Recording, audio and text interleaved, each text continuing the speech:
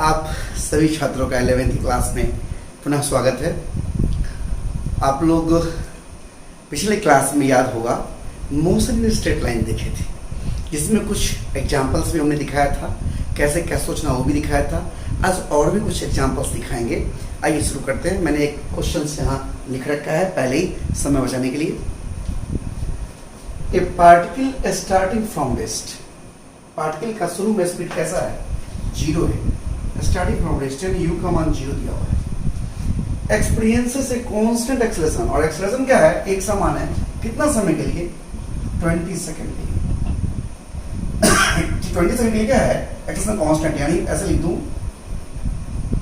Acceleration क्या है? Constant for 20 second, यानी 20 सेकंड तक एक समान एक्सेलरेशन, यानी एक साथ आप 20 सेकंड तक काम कर सकते हैं। If it travels a distance y1 in first 10 second, एक चित्र बना लेते हैं, अच्छा रहेगा। ये हमारा A है, A से B तक ये दूरी मान लीजिए कि y1 है। A से B तक, यहां से यहां तक की दूरी y1 है।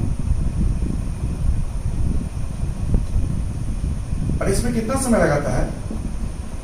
10 सेकेंड। और B से C तक की दूरी ये हमारा y2 है। और इसमें जो समय लगाता है वो भी हमारा 10 सेकेंड। और स्टार्ट क्या यहाँ पर 0 से 1 पास।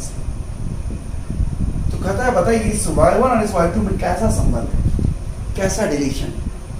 ध्यान दीजिए, पूरे 20 सेकंड यानी ये जो 10 हुआ और ये 10 हुआ, एक समान एक्सेलरेशन है दिया हुआ सवाल में। एक्सेलरेशन कांस्टेंट फॉर 20 सेकंड्स, यानी पूरे 20 सेकंड में ए से सी तक एक्सेलरेशन समान है।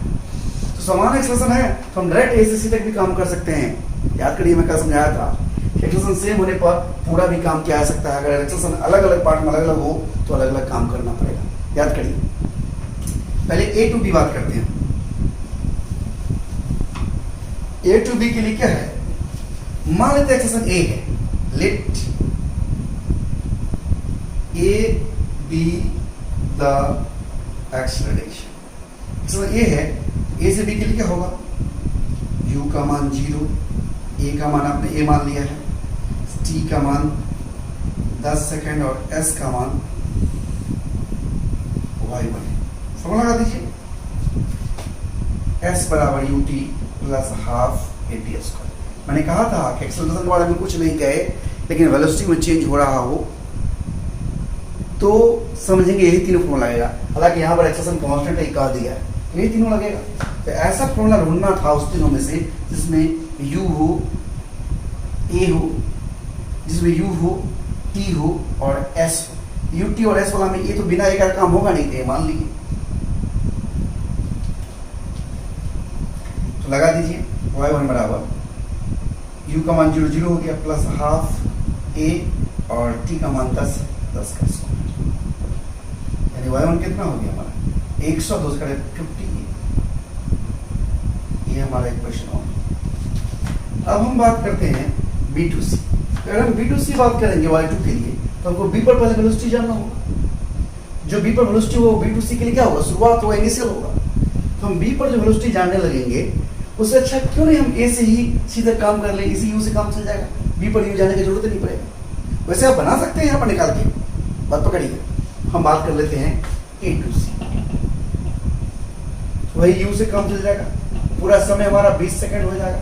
A बराबर A है और S बराबर S1 प्लस S2 यानी Y1 प्लस Y2। लगा दीजिए S बराबर QT plus half AT square, यानी Y1 plus Y2 equal to you का मान 0 है, हाफ A और T का मान 20 का स्क्वायर,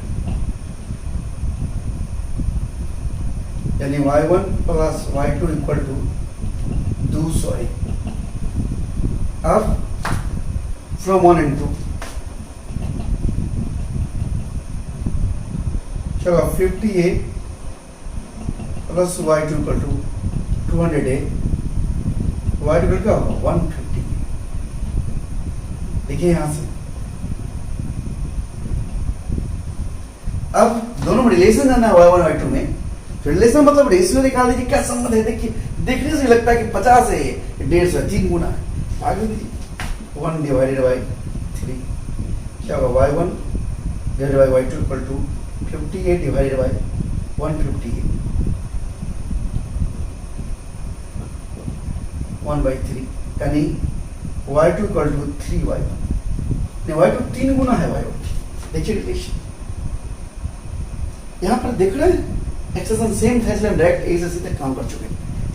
हमको बी पर वेलोसिटी जानते फिर बी से सीधे निकालते, हम वो परेशानी से बच चुके हैं। नोट कर लीजिए।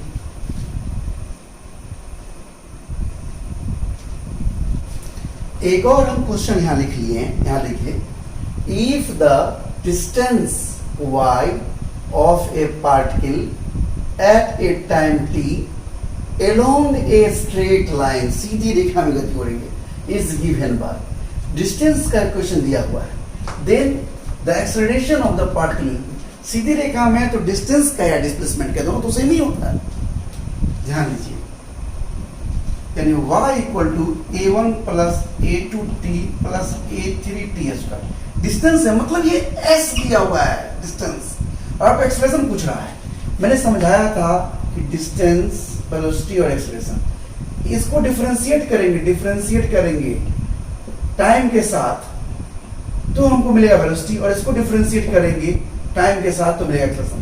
याद करें, तो हमको s दिया और a पूछ रहा है, यानी 2 बार डिफरेंशिएट करना होगा। पकड़ रहे हैं बात? याद करिए पिछले क्लास में मैंने बताया था, यानी पहले हम v जानेंगे, v जाने के लिए हमको एक बार इसको डिफरेंशिएट करना होगा, यानी s को, यानी s मतलब y, यहाँ पर y दिया हुआ, यहाँ y लिख देता हूं मैं। तो क्या हुआ, a1 कांस्टेंट चीज है, 0 हो जाएगा, क्योंकि टाइम के साथ करा ना, टाइम बदलेगा बाकी सब कांस्टेंट होगा, plus a2 constant a2 variable, constant तो ऐसे ही रह जाएगा, प्रोबेबिलिटी का क्या होगा 1 हो जाएगा, प्लस अब कांस्टेंट वेरिएबल है तो a3 तो ऐसे ही रह जाएगा, t स्क्वायर करेंगे तो पावर पीछे यानी 2 पीछे आएगा और पावर में से घटाएंगे। पकड़िए बात को, देख रहे हैं आप, यानी क्या होगा a2 प्लस 2a3t, ये हमारा भी निकल गया। अगर मैं वेलोसिटी पूछता तो ये है, और वेलोसिटी हमारा टाइम के साथ बदल रहा है। Here velocity varies with time।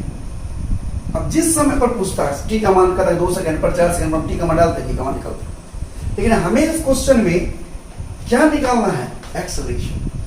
तो एक्सेलरेशन के लिए हमें dv by dt करना होगा, वेलोसिटी को डिफरेंशिएट करना होगा, इसको डिफरेंशिएट करना होगा, तो इसको डिफरेंशिएट करेंगे हम, d वेलोसिटी v का मान a2 प्लस 2a3t रख दिया, dt कांस्टेंट है, तो अकेला 0 हो जाएगा, constant variable sir 2a3 into t का dt by dt ऐसे भी कट करके कर सकते हैं 1, ऐसे पावर पीछे करके भी कर सकते हैं। तो क्या हो जाएगा a बराबर 2a3। यहाँ देखिए एक्सेलरेशन में टाइम नहीं है, यानी हियर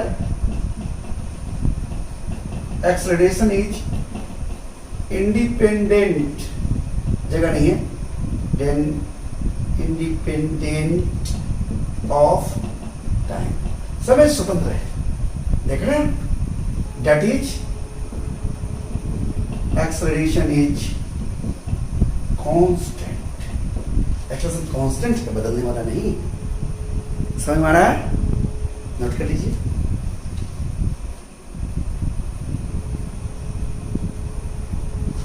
एक और क्वेश्चन देखिए, if the displacement y of A particle is proportional to t square, displacement जो वो t square proportional है, that is if y proportional to t square, then what is the initial velocity of the particle, particle का initial velocity क्या है? ध्यान से देखिए, question में कह रहा है y proportional to t square, यानी y proportional से हटेगा तो कांस्टेंट k t square, कोई भी कांस्टेंट k क्या है, here k है कांस्टेंट। अब v जानना है तो क्या होगा, डिस्टेंस को डिफरेंशिएट करेंगे, dy by dt निकालेंगे, k पावर पीछे, अब पावर में से घटा देंगे, तो क्या होगा 2kt, यानी v इक्वल टू हो गया, वेलोसिटी v इक्वल टू हो गया 2kt। देख रहे हैं ना। अब इनिशियल पूछ रहा है, इनिशियल मींस एट t बराबर 0, शुरुआत मतलब होता है t का मान 0, देयर इज ले v बराबर 2k r t का मान 0 क्या होगा 0, v 0। समझ में आ रहा है? नोट कर लीजिए।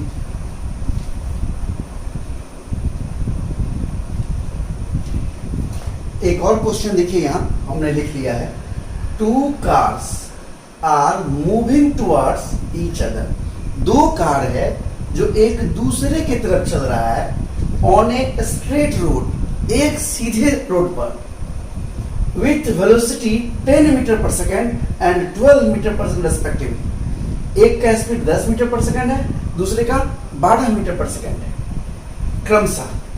When they are 160 metre apart, और दोनों के बीच का दूरी जब 160 मीटर होता है, then each car decelerates at 2 metre पर सेकेंड स्क्वायर। दोनों कार स्लो होने लगता है 2 मीटर पर सेकेंड स्क्वायर से, until कब तक? They stop in order to avoid collision, जब तक कि टक्कर से बच ना जाए। avoid मतलब नेगलेक्ट करना, हटाना, टक्कर से बचाना। Calculate the distance between them, तो उसके बीच का दूरी बताओ। When they come to rest, जब वो रेस्ट में आता है। जरा सवाल को समझिए ठीक से। ये मान लीजिए ये ए है, ये बी, यहां से कार चल रहा है,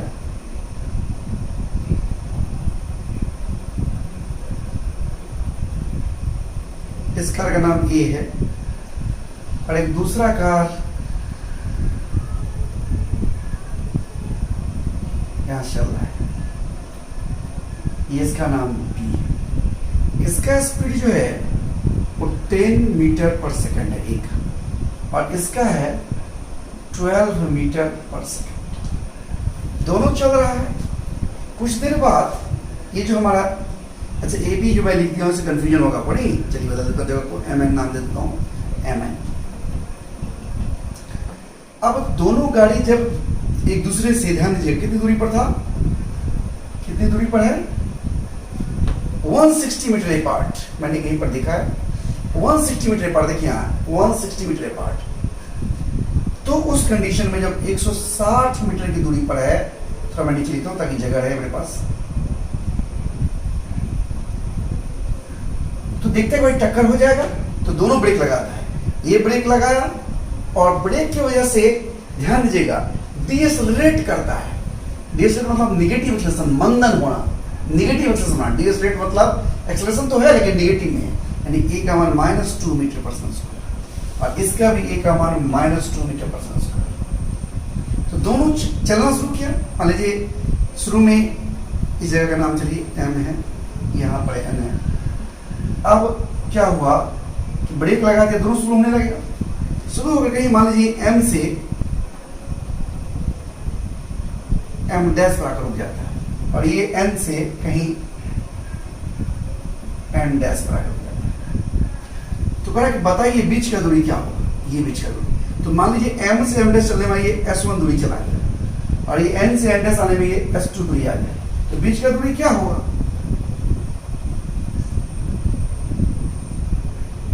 बीच की जो दूरी होगा, यानी ये बीच की दूरी होगा, वो कितना होगा, ये कितना होगा? तो ये पूरा 160 में माइनस कर दे S1 प्लस S2, ये दूरी और ये दूरी जो होगा वही जो आएगा, वही आंसर हमारा हो जाएगा। यानी हम ए के लिए बात करें, और a M two M dash बात करें हम, यू का मान 10 मीटर पर सेकेंड, वी का मान 0, चूंकि यहाँ पर ग्रुप लिस्ट में आ गया है। यहाँ पर वी क्या हो गया, 0 हो गया इसका, और इसका भी यहाँ पर वी क्या हो गया, 0 हो गया। वी 0, ए का मान -2 मीटर पर सेकेंड स्क्वायर। तो इससे दूरी चला गया। अगर हमको S1 जानना है, हम लोग लगाएंगे वी स्क्वायर और यू स्क्वायर प्लस 2s। तो 0 बराबर 100 प्लस 2, ए का मान -2 into S1 equal to 25 metre, यानी 25 मीटर आपको चलाइए यहाँ से। फॉर बी बात करेगा हम इस गाड़ी के लिए, इसके लिए वही बात है, u का मान 0, सॉरी u का मान 12 मीटर पर सेकेंड, v का मान 0, a का मान -2 मीटर पर सेकेंड स्क्वायर, और S2 जानना है। तो लगा दीजिए v स्क्वायर बराबर u स्क्वायर प्लस 2s, 0 बराबर 12 का square plus 2 into -2 into S2 से S2 बराबर 144/4 36 मीटर। तो ये जो बीच का दूरी हो गया, यानी एम डैश एंड डैश के बीच का दूरी जो हो गया, यहाँ से यहाँ के बीच का दूरी, वो कितना होगा? तो 160 माइनस S1 प्लस S2, यानी 160 माइनस 25 प्लस 36 S1 S2 कमा, यानी 160 माइनस 61, यानी 91 मीटर। 91 मीटर के बीच की दूरी पे रुक जाएगा। समझ में आ रहा है? नोट करिए।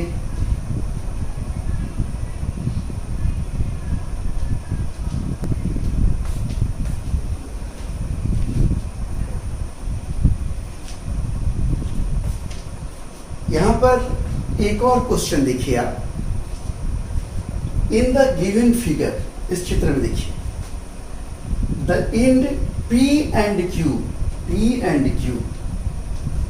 of an unstretchable नहीं न मरने वाला string move downward, ये P भी नीचे आ रहा है, Q भी नीचे आ रहा है, move downward with uniform speed भी, ये किनारा P भी V स्पीड से नीचे आ रहा है, Q भी V स्पीड से नीचे आ रहा है। पुल्ली A and B, ये पुल्ली है A और ये पुल्ली है B। Pulley A and B are fix है, ये लगा हुआ घिरनी से होती, घिरनी नचने वाला घिरनी धागा ऐसा आएगा तो नहीं नचते रहता है, जैसे कुआं से पानी निकाल रहे हो नहीं नचते रहता है घिरनी, वही घिरनी है, उसको पुल्ली बोलते हैं। Find the speed with which the mass m moves upward, ये मास m कितना स्पीड से ऊपर जाएगा? ध्यान दीजिएगा, स्पीड का मतलब क्या होता है समझिए। जैसे मान लीजिए कि हम यहाँ हैं और आप वहां खड़े हैं, आप अपने आप को सोचिए, मेरे सामने आप खड़े हैं, अब हमारे और आपके बीच कुछ दूरी है। अगर मेरा स्पीड 2 मीटर प्रति सेकेंड हो, हर सेकेंड हम 2 मीटर चलते हो आपकी हो, तो हमारे और आपके बीच का सेपरेशन हर सेकेंड 2 मीटर से घट रहा होगा।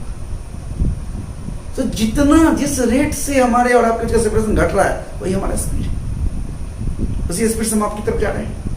वही अगर सेपरेशन बढ़ने लगे, यानी हम आपसे दूर जा रहे हैं, बात पकड़ रहे हैं। तो स्पीड का मतलब होता है कि वो जो बीच का पोजीशन से है, वो डिस्टेंस वो घट या बढ़ किस रेट से रहा है। तो यहाँ देखिए, ये V स्पीड से नीचे आ रहा है, इसका मतलब जगह के जो लेंथ ये देख रहे हैं, L देख रहे हैं, ये जो L देख रहे हैं, तो ये L में कमी V दर से हो रहा है, यानी V मीटर पर सेकंड से कम हो रहा है, यानी L में चेंज, dL/dt, दूरी में बदलाव समय के साथ, dL/dt, difference in length L में बदलाव with respect to difference time, समय के साथ, वो हमारा और पूछ रहा है कि किस स्पीड से ऊपर जा रहा है। जब ये ऊपर जाएगा तो y क्या होगा? घटेगा। जिस रेट से घटेगा y, उसी स्पीड से ऊपर जाएगा, यानी हमें dy/dt निकालना है। अब देखिए, एक ट्रायंगल हो गया यहाँ पर AOC, इन ट्रायंगल, ये जानना और ये दिया हुआ है, कुछ रिलेशन निकालना होगा इसमें। तो इस ट्रायंगल में देखिए, आप कह सकते हैं आप कि AO square equal to AC square plus CO square, यानी आप कह सकते हैं कि L square equal to A square plus Y square. अब डिफरेंशिएट कर लीजिए, डिफरेंशिएटिंग बोथ साइड्स,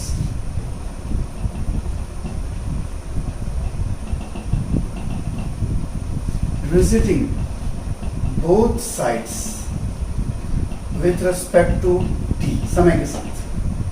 ये क्या होगा? डिफरेंशिएट करेंगे तो 2 पावर पीछे, 2 पावर पीछे, पावर से घट गया, क्या बचेगा? L। तो पावर में से एक घट गया, 2 में से घट गया, सिर्फ अभी पहले पावर का किए, ये पावर का हुआ, पावर के अंदर में क्या है? L।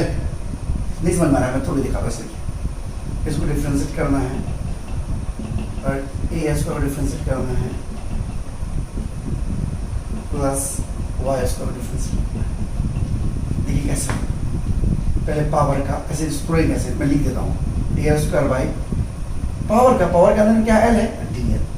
लेकिन हमको L नहीं चाहिए नीचे, हमको T चाहिए, फिर DL का इक्वल टू ये तो कांस्टेंट है, ये जो ऊपर जाएगा ये सीधे यहाँ से सी में सट जाएगा, ये तो नहीं बदलेगा।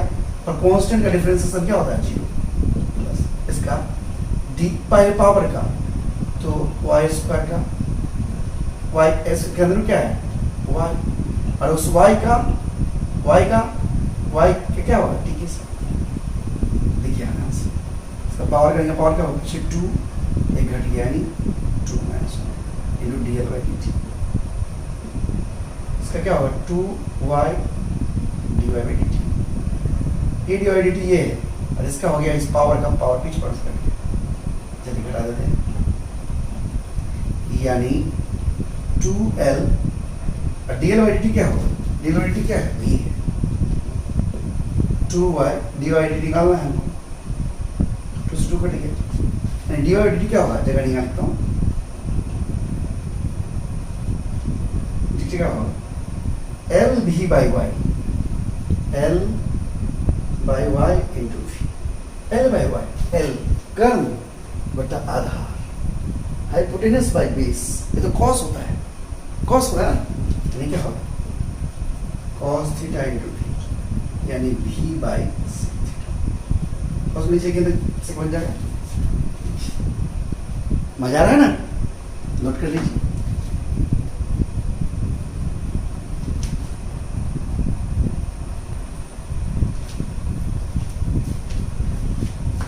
एक और क्वेश्चन है जिसे देख लीजिए, फिर उसको हम होमवर्क देंगे और आज की क्लास को स्टॉप करेंगे, और अगली क्लास में हम लोग मोशन ऑफ ग्रेविटी एक नई चीज सीखेंगे।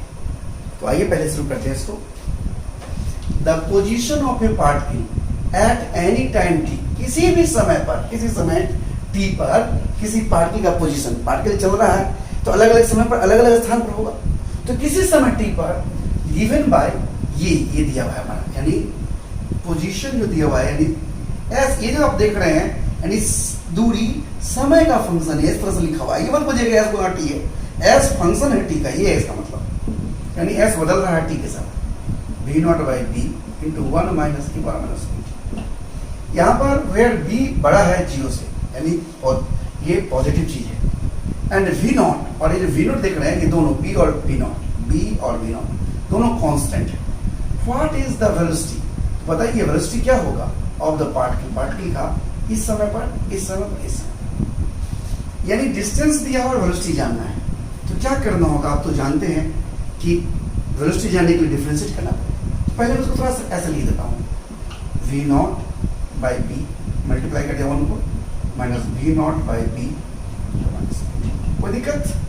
अब देखिए वेलोसिटी जानने के लिए भी के लिए दूरी को डिफरेंशिएट करना पड़ेगा। आप ये मत सोचिएगा टी कहाँ चला गया, अरे दूरी समय का फंक्शन है, समय के अनुसार दूरी बदल रहा है, ये है इसका मतलब। अब देखिए क्या होगा, डिफरेंशिएट करते वी नॉट और वी कांस्टेंट, यानी कांस्टेंट का डिफरेंस क्या होगा? 0।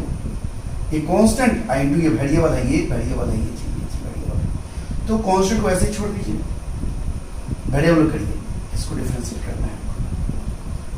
तो आपको याद होगा हम पढ़ाएंगे y बराबर अगर e पावर माइनस के एक्स हो, dy बाई डी एक्स निकालते हैं तो x गुना में जो उसको पीछे लाते हैं और यहाँ भी रहता है, ऐसे याद करिएगा। वही काम यहाँ करेंगे, एक्सपोनेंशियल का डिफरेंशिएशन है, एक्सपोनेंशियल का। तो क्या करेंगे? Minus V naught by B तो है ही, और e पर power minus B to T, T के गुना माइनस बी पीछे आएगा, आई टू वहाँ पर रहेगा ही, अरे माइनस प्लस प्लस बन जाएगा, बी से बी कट जाएगा, यानी v इक्वल टू क्या हो जाएगा? v इक्वल टू हो जाएगा हमारा माइनस प्लस प्लस, बी से बी कट गया, यानी वी नॉट ई पर माइनस, ये हमारा v का रिलेशन आया। अब हमें v निकालना है t बराबर 0 पर, एक नंबर में t बराबर 0, तो v बराबर क्या होगा? वी नॉट पर माइनस बी, टी का मान 0 है, वी नॉट ई पावर 0, किसी पावर 0 को 1 बन जाता है, वी नॉट हो गया। किसी भी चीज पर पावर 0 हो जाएगा तो 1 बन जाता है, ई पर पावर 0 क्या होगा? 1, यानी वी नॉट बच गया। अब टी का मान 1 बाई बी लेना है, वी नॉट ई पर माइनस बी पर टी का मान यहाँ पर जो टी है, आगे टी है, इस पर 1 बाई बी लेना है, बी से बी काट दीजिए, वी नॉट ई पर माइनस 1, यानी वी नॉट बाई ई यहाँ में छोड़ सकते हैं, वी नॉट ई का मान 2.7 होना तो भाग जाएगा 0.37 वी नॉट, और सी में t tends to infinity, G equal to क्या होगा, वी नॉट माइनस बी और इंटू इन्फिनिटी, यानी V naught into power minus infinity, यानी वी नॉट बटा E power infinity. V naught E का मान है 2.7 एक से बड़ा अच्छे पावर इन्फिनिटी कर दोगे तो वी नॉट बाई इन्फिनिटी बन जाएगा, और किसी चीज़ में इन्फिनिट से भाग दो तो जीरो बन जाएगा। देख रहे हैं, नोट कर लीजिए गैस को, और आज यही तक रखेंगे। कल मोशन में डेरिवेटिव बताएंगे। एम करीब में हम आपको कुछ होमवर्क देंगे, पहले आप इसको नोट करिए, हम बताते हैं।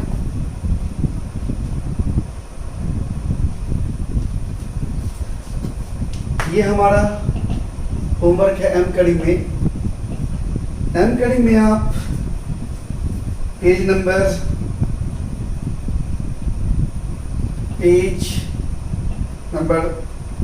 15 में 15 से शुरू होगा, और बना लीजिएगा क्वेश्चन नंबर हमारा, क्वेश्चन नंबर 1 से लेकर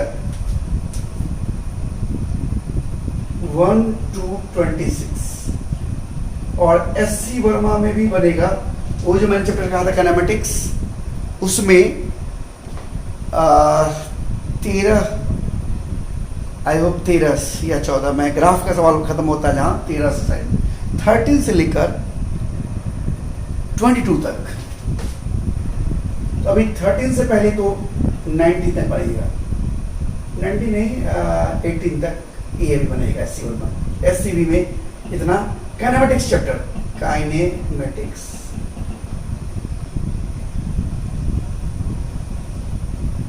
तो आज यहीं तक, अच्छे से नोट कर लें।